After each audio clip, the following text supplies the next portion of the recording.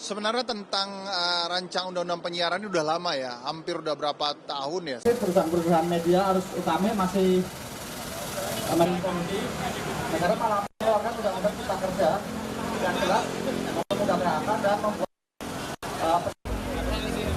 hadir untuk maka daripada itu kawan-kawan semuanya rancanganmu dan juga Sebenarnya tentang rancang undang-undang penyiaran ini udah lama ya, hampir udah berapa tahun ya. Saya udah hampir 7 tahun menjabat sebagai Ketua Komisi Penyiaran Indonesia, kemudian Komisioner Lembaga Negara KPI. Jadi semua udah dibahas, bahkan sebelum itu sempat diurai berapa kali ya. Salah satunya sebenarnya concernnya adalah konteksnya masalah digital. Karena harus ada equal playing field ya. Artinya equal playing field ini ada bagaimana kesetaraan kebersamaan di antara kedua pemain. Misalnya di media mainstream seperti televisi, itu harus sama dong, fair dengan yang namanya teknologi digital, apapun bentuk televisinya, ya kan, streamingnya. Nah, logika itu kemudian muncul, kemudian dibahas secara komprehensif. Apa salah satunya? Misalnya keberlindungan masalah ekonomi misalnya. Bagaimana kalau di TV-TV selama ini kita menjaga yang namanya talent itu menjadi baik dalam sebuah perilaku penyiaran, termasuk tentu harapan kita di digital juga hal yang sama, karena ini negara Indonesia. Itu spirit pertama.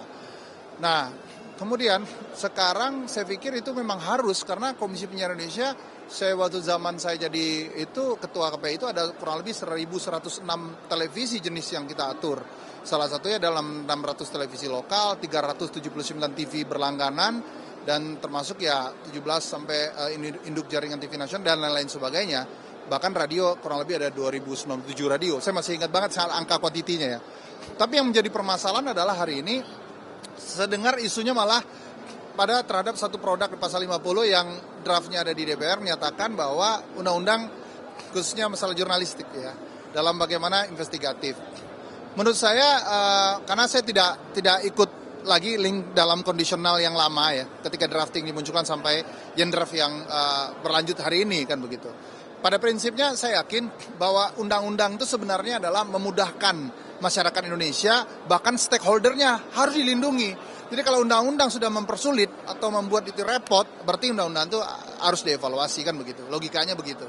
Nah, menurut saya mungkin ini ada komunikasi yang harus disambungkan antara siapa user, siapa stakeholder, dan siapa mungkin civil society sendiri yang juga terlibat. Karena bagaimanapun lembaga negara Komisi Penyiaran Indonesia adalah lembaga negara independen yang adalah mewakili publik, civic society-nya. Jadi harus dipastikan itu adalah produk publik yang menjadi harus yang dilindungi itu. Di era Anda pembahasan RUU penyiaran itu tahun berapa?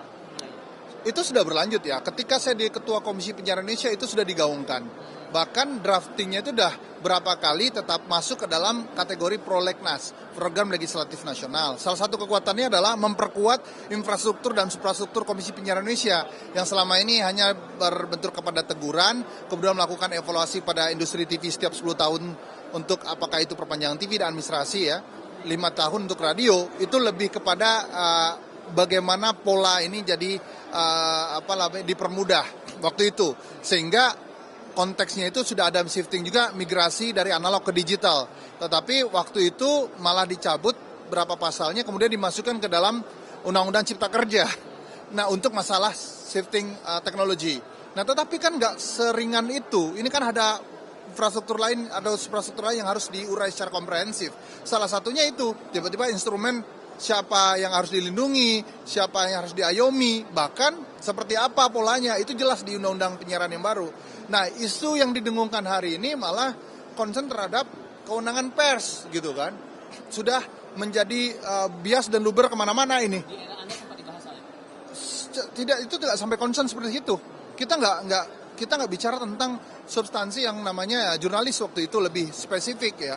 Itu lebih kepada bagaimana terpaan asing, streaming TV internasional ya, masuk ke Indonesia, itu nggak fair. Masa Kompas TV dibikin regulasi seperti ini, tapi yang TV asing dibiarkan seperti itu, begitu. Itu sih concernnya. Dan itu jelas sekali, bahkan di YouTube, saya pernah diundang di Deddy Kobuzer, saya bicara itu juga. Karena concern itu aja.